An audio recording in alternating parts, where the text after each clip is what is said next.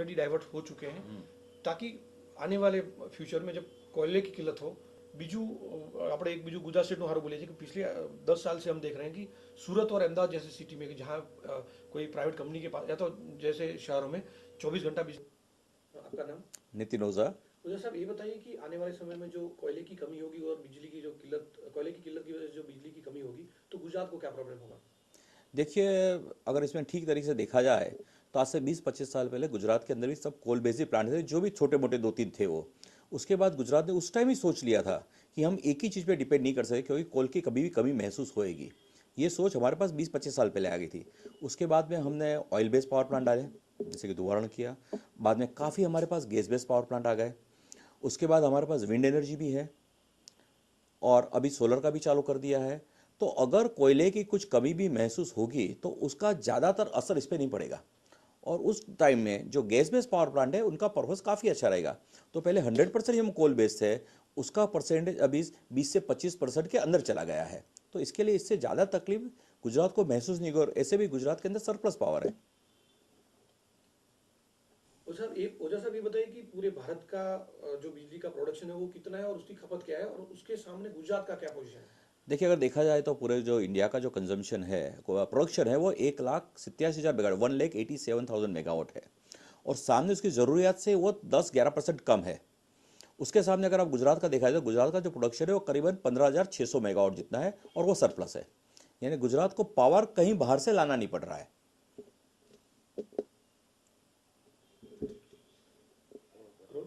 ओझा साहब, ये बताइए कि गुजरात में प्रोडक्शन के साथ साथ क्या और ध्यान दिया जाता है कि बिजली बचती है?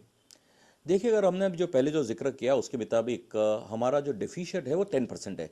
उसके सामने अगर आप लास्ट फिगर देखे जाए 2011-12 में, तो 85,000 करोड़ रुपये was loss, that is TND loss, that is theft and dacoit also यू में से। तो ये चोरी वगैरह के जो केसेस होते हैं, अगर हम उसको इंप्रूव कर दें, दैट अराउंड टू 50-20%, डेफिशिएंट 10% है, ये 15 से 20% है। अगर हम इसमें इंप्रूव किया जाए तो हमारे लिए डेफिशिएंसी रहेगी नहीं। उसके लिए गुजरात ने क्या क्या किया, और पर्टिकुलर देखें तो हमारे एरिया के अंदर जो किया जा रहा है, जैसे सूरत, अहमदाबाद वगैरह में पावर की कंटिन्यूटी के लिए इन लोगों ने एक तो एफिशिएंट इक्विपमेंट डाले। दूसरा, उन लोगों ने ये देखा कि भाई पावर मॉनिटर किया, ऑप्टिमम लोडिंग क्या है वो बनाया, ट्रांसफर उस तरीके से रखे गए, और जो भी एनर्जी एफिशिएंट ट्रांसफॉर्मर है या अपने जो कनेक्टर्स है जिसमें काफ़ी लाइन लॉस जाती है, TND के अंदर भी 4% तो लाइन लॉसेज उसके कनेक्टर्स वगैरह में होती है, तो उसको उन लोगों ने चेंज किया। सबसे बड़ा जो अपना प्रॉब्लम था वो चोरी का भी प्रॉब्लम बहुत था, तो ये चोरी का प्रॉब्लम यहाँ करीबन 90% अवॉइड कर दिया गया, क्योंकि उन लोगों ने टिपिकल टाइप के सिक्योरिटी सील लगा दी गए, उसके मॉनिटर किए गए। हर एक एरिया जो है या सोसाइटी है उसके बाहर जो भी फीडर पोल है वहाँ उनका एक खुद का मीटर लगता है।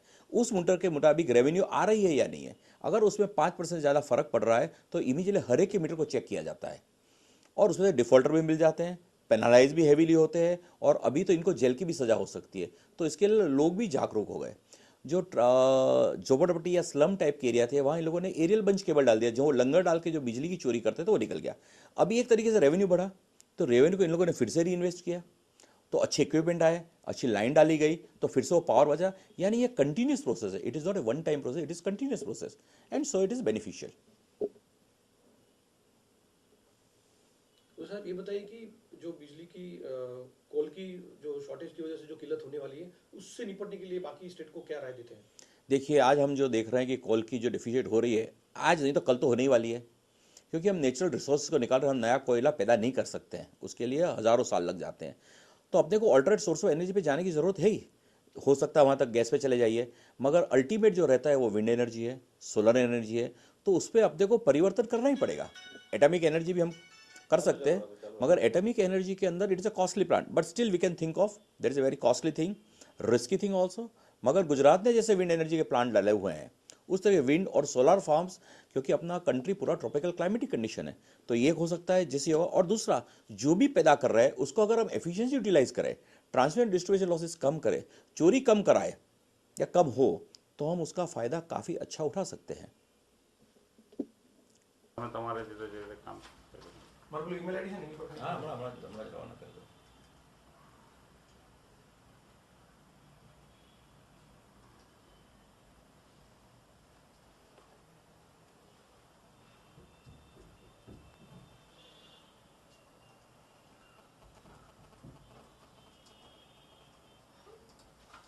ના હું આરામથી આવીશ ક્યારે ક્યારે બતાવવાના છે 2 વાગે લગભગ